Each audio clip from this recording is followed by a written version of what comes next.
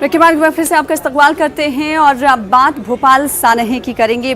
Bhopal gas मुतासरीन सानहे को हुए 35 साल का अरसा हो चुका है, लेकिन अभी तक इलाज मुआलजा मुतासरीन का तो दूर, यूनियन कार्बाइड के कारखाने में मौजूद कई मैट्रिक टन कचरे को भी साफ नहीं किया गया है। देखिए हमारी खास रिपोर्ट।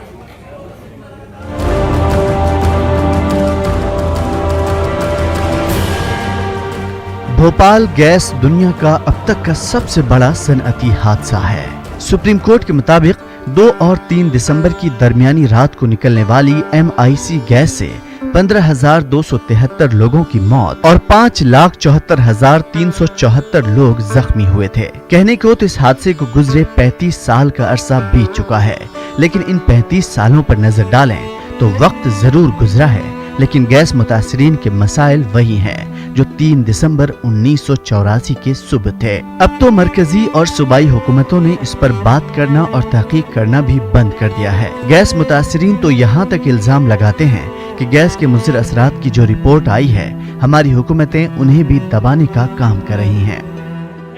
एक्सपर्ट्स के द्वारा इस अध्ययन की समीक्षा की गई और ये पाया गया कि इसमें कार्य प्रणाली की गड़बड़ियां हैं, इसमें आंकड़ों के सत्यापन की गड़बड़ियां हैं, इसकी डिज़ाइन खराब है और ये कहा गया कि ये आंकड़े इनके अंतर्निहित गड़बड़ियों के वजह से ऐसे हैं कि इन्हें सार्वजनिक नहीं किया जाना चाहिए, इन्हें पब्लिक डोमेन में रखा ही नहीं जाना चाहिए।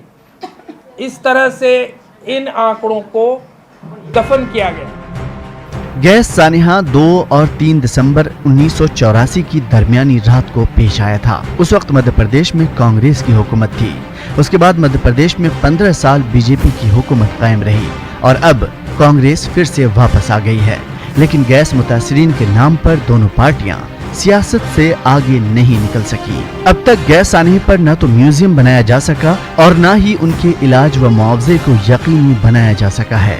यही नहीं, यूनियन कार्बाइड कारखाने में जो 18,000 मैट्रिक टन कचरा पड़ा है वो भी साफ नहीं किया जा सका। हालांकि 2015 में खुद अमेरिकी हुकूमत ने इस मामले में काम करने की बात कही थी, लेकिन वो काम भी नहीं हो सका।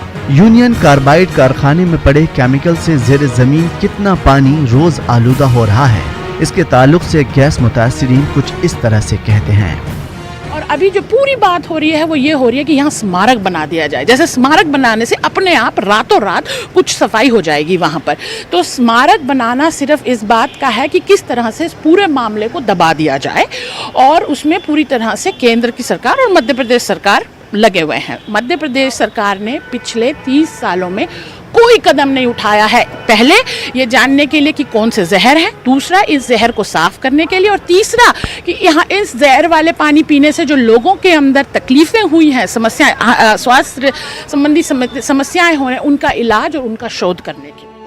गैस सानिहा को 35 साल बीत चुके हैं और बाज लोगों के नजदीक अब उसे भूलकर आगे बढ़ना चाहिए, लेकिन वो लोग जो स्याह रात के गवाह हैं वो अब भी इस रात को याद करके कांप उठते हैं। बात इस रात को भूलने की नहीं, बल्कि इस जहरीली गैस के मुज़िर असरात से अब चौथी पीढ़ी के जो माजूर बच्चे पैदा हो रहे हैं उन्हें कैसे बचाया जाए।